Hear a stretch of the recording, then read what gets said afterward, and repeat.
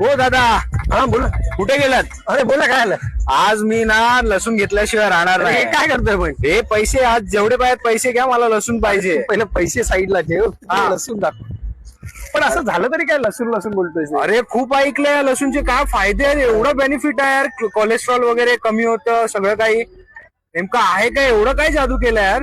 हेच आपण लोकांना मेसेज द्यायचा प्रयत्न करतो लोकांना, की प्लीज समजा ज्या गोष्टी आपल्याला त्रास होतात. जसं आज लोकांमध्ये सर्वात मोठा प्रॉब्लेम जो आहे ना कोलेस्ट्रॉलचा आहे, तो लठ्ठपणा वाढलाय. बरोबर. कारण कसं आहे, लोकांचं ऑफिसमध्ये बसायचं काम असतं, मुवमेंट बरोबर. कमी झाली आहे आणि एवढं बिझी लाईफ आहे, स्ट्रेस आहे. हो. लोकांना सांगतो की तुम्ही ह्या ज्या गोष्टी आहेत ना, ज्याला आपण म्हणतो ना हिमालयन गार्लिक, एक पाकळी लसूण तुम्ही बघू शकता.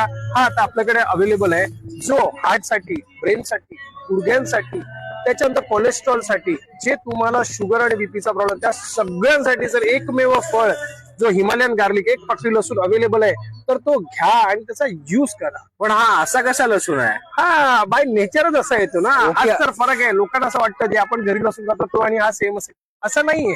ह्यालाच आपण म्हणतो एक पाकळी लसूण, हिमालयन गार्लिक जसं आपण म्हणतो. ओके. तर 9270999996 आपले सगळे प्रोडक्ट अवेलेबल आहेत, लाकडी घाण्याच्या तेलापासून गिरगाईच्या तुपापासून. धन्यवाद.